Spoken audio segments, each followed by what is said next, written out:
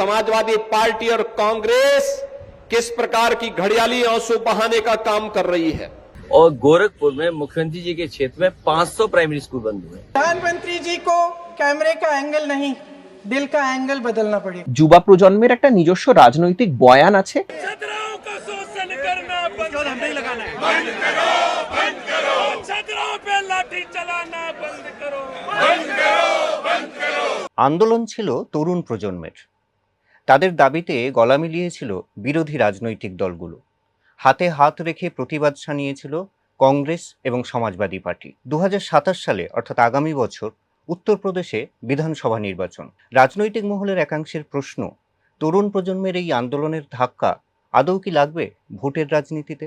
তরুণ প্রজন্মর ভোটের যদি ছাপ উত্তরপ্রদেশের বিধানসভায় পড়েও বটে, তাদের আভ্যন্তরীণ নানান ফ্র্যাগমেন্টেশন, নানান টুকরো, নানান বিভক্তি সত্ত্বেও যদি উত্তরপ্রদেশের ভোটে তার ইম্প্যাক্ট পড়ে, সেই ইম্প্যাক্ট কার তরফে পড়বে এইটা কিন্তু ককরোচ আন্দোলনের সঙ্গে একটা সরল রেখা টেনে বোঝা যায় না যে তারা কার পক্ষে আর কার বিপক্ষে দাঁড়াবে।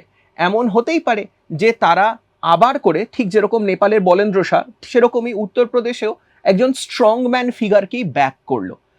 আন্দোলন থেকে ভোট, এই দুটো ডিসিশনের মধ্যে কোনো সরল রেখার স্বাভাবিক সমীকরণ নেই। তথাকথিত দলীয় রাজনীতির বাঁধনে বাঁধা ছিল না ককরোচ জনতা পার্টির আন্দোলন, বরং অনেকটাই যেন দল মতের সীমানা পেরিয়ে নিট প্রশ্ন ফাঁস ইস্যুতে একজোট হয়েছিলেন পড়ুয়ারা।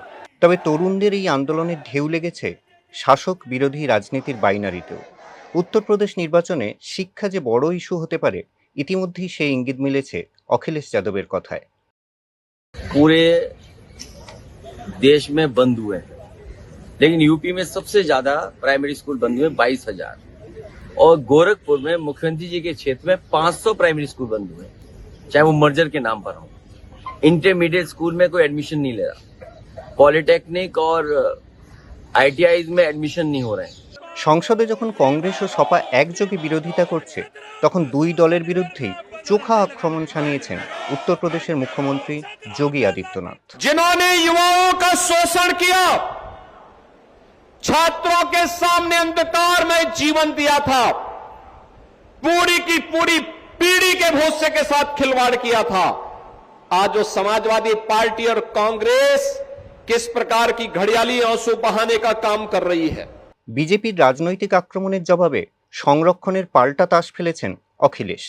जब बीजेपी के एजेंडे में नौकरी नहीं है, तो इसका मतलब आरक्षण भी उनके एजेंडे में नहीं है। प्राइमरी एजुकेशन से लेकर के हायर एजुकेशन तक आरक्षण और पिछड़े, खासकर दलित और अल्पसंख्यकों के साथ बहुत बड़े पैमाने पर धोखा हो रहा है। ভোটের ময়দানে হাত ধরাধরি করে থেকে বেশ ভালো ফল পেয়েছিল সমাজবাদী পার্টি এবং কংগ্রেস। 2024-এর লোকসভা নির্বাচনের ফলাফল সেই সাক্ষ্য দিচ্ছে। 2024 লোকসভা নির্বাচন, উত্তরপ্রদেশে মোট লোকসভা কেন্দ্র 80টি। ইন্ডিয়া ব্লকের রফা মেনে সমাজবাদী পার্টি লড়েছিল বেশিরভাগ কেন্দ্রে, 17টি কেন্দ্রে কংগ্রেস। সমাজবাদী পার্টি জেতে 37টি কেন্দ্রে, কংগ্রেস জেতে 6টি কেন্দ্রে, জোট পায় মোট 43টি আসন। বিজেপি জেতে 33টি আসনে, অন্যান্যদের জয় 4টি আসনে। বিজেপির একক সংখ্যাগরিষ্ঠতার স্বপ্নে ধাক্কা লেগেছিল 2024-এ। উত্তরপ্রদেশের ফলাফল সেখানে নির্ণায়ক ভূমিকা নিয়েছিল। তারপর থেকে কংগ্রেস এবং সমাজবাদী পার্টি হাতে হাত ধরাধরি করেই রাজনীতি করেছে, তাদের ঐক্যে মরচে পড়েনি। এখন তরুণদের এই রাগ এবং ক্ষোভকে কি ভোটের অঙ্কে বদলানোর পরিকল্পনা নেবে দুই দল? কংগ্রেসের রাজনীতিতে যুবকদের চাকরি সম্বন্ধে যত বেশি ফোকাস করা হয়েছে, শিক্ষা সম্বন্ধে তত বেশি কিন্তু ফোকাস করা হয়নি। প্রায় একই জিনিস আমরা আরজেডির ক্ষেত্রেও দেখব, সপার ক্ষেত্রেও দেখব, সমাজবাদী পার্টির ক্ষেত্রেও দেখব। এরা চাকরির ভাষা থেকে শিক্ষার ভাষায় সরে এসেছে আপাতত এই আন্দোলন থেকে তৈরি হওয়া যে বয়ান, সেই বয়ানগুলোর জন্য জায়গা বানানোর জন্য নিজেদের রাজনীতির মধ্যে। কিন্তু তাদের প্রাইমারি রাজনীতি কিন্তু এখনো যুব সমাজের চাকরির রাজনীতি, শিক্ষার রাজনীতি নয়। এতদিন ধরে তারা নিজেদের কাডারদেরকে যে ভাষাটা শিখিয়েছে, যে ধরনের রাজনীতি করতে বলেছে, সেই রাজনীতি থেকে রাতারাতি সরে আসাটা যে সম্ভব এমনটাও নয়। এখনো এই দু ধরনের রাজনীতি, শিক্ষা, শিক্ষার প্রতিষ্ঠান, সেই প্রতিষ্ঠানের স্বচ্ছতা, সেই প্রতিষ্ঠান কি কেন্দ্রীভূত থাকবে না বিকেন্দ্রীভূত থাকবে, এটা একগুচ্ছ দাবি দেওয়া। আরেক দিকের দাবি দেওয়া হচ্ছে যেগুলি লেবার মার্কেটের দাবি দেওয়া, যে এই যুবা প্রজন্ম যাবে কোথায়, কি ধরনের কাজ করবে, কি ধরনের ট্রেনিং তার দরকার, যেগুলো আসলে শিক্ষাক্ষেত্রের বাইরের লেবার মার্কেটের ইস্যু। এই দুটোর জন্য দুটো আলাদা ধরনের সংগঠন, দুটো আলাদা ধরনের রাজনীতি দরকার। রাতারাতি যে একটাকে আরেকটায় পর্যবসিত করা যায়, ট্রান্সফার করে দেওয়া যায়, ট্রান্সলেট করে দেওয়া যায়, তা নয়। কাজেই এই যে পাইপলাইনটা, যে সপার কংগ্রেস একসঙ্গে আসবে এবং তারা তরুণ প্রজন্মের আন্দোলনকে পাইপলাইনের মাধ্যমে এনে ভোট বাক্সে ফেলবে, এই পাইপলাইনটা আদৌ, এই পাইপলাইনটার কোনো অস্তিত্ব নেই, এই পাইপলাইনটার কোনো বয়ান নেই, এই পাইপলাইনটার কোনো ডিসকোর্স নেই। এটা হতে হতে তৈরি হবে কিনা আমরা তা জানি না। তরুণ প্রজন্মের সঙ্গে নিয়মিত সংযোগ রাখেন রাহুল গান্ধী। সম্প্রতি সংসদে তরুণদের প্রশংসা শোনা গিয়েছে প্রিয়ঙ্কার মুখেও। हमारा प्रोग्राम जो स्टूडेंट्स का प्रोग्राम है वो चलेगा, क्योंकि हमारी इश्यूज़ लॉन्ग स्टैंडिंग इश्यूज़ हैं और हमारा तो नहीं रुकेगा। हम इश्यूज़ रेज कर रहे हैं और उसको हम करते जाएंगे। ये जेनरेशन जागरूक है, समझता है, झूठ पहचानने की उसकी अपार क्षमता है। इनका दिल और दिमाग जीतने के लिए आपको सच्चाई पर उतरना पड़ेगा। आपके शासन के चलते इस नौजवान पीढ़ी के साथ घोर अन्याय हुआ है, बर्बरता हुई है। इस सच्चाई को स्वीकार करिए। তরুণদের মন পেতে কংগ্রেসের পাশাপাশি নতুন কর্মসূচি নেওয়ার পরিকল্পনা নিয়েছেন অখিলেশ যাদবও। তবে বিজেপির বক্তব্য, কংগ্রেস এবং সমাজবাদী পার্টির এই আশা কোনোদিনই পূর্ণ হবে না। ये जो अखिलेश यादव, राहुल गांधी, इन सारे लोगों को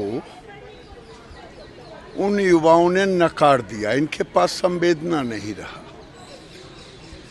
और हमने भी, छात्रों ने सीधा सरकार से बात की और सरकार ने भी सीधा छात्रों से बात की। अब ये लोग अपने को बेगाने शादी में अब्दुल्ला हुए दीवाना की तरह हैं। সরকারি তথ্য বলছে দেশের জনসংখ্যার 65%-ই বয়স 35-এর নিচে। 15 থেকে 29 বছর বয়সীদের মধ্যে বেড়েছে বেকারত্বের হার।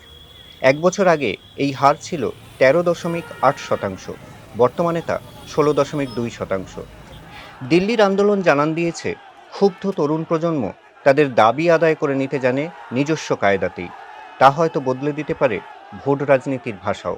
একটা বয়সের থেকে ছোট যে মানুষরা, সেই নাগরিকদেরকে ডাইরেক্টলি অ্যাড্রেস করার কোনো প্রয়োজন পার্টিগুলি হয়তো বোধ করতো না।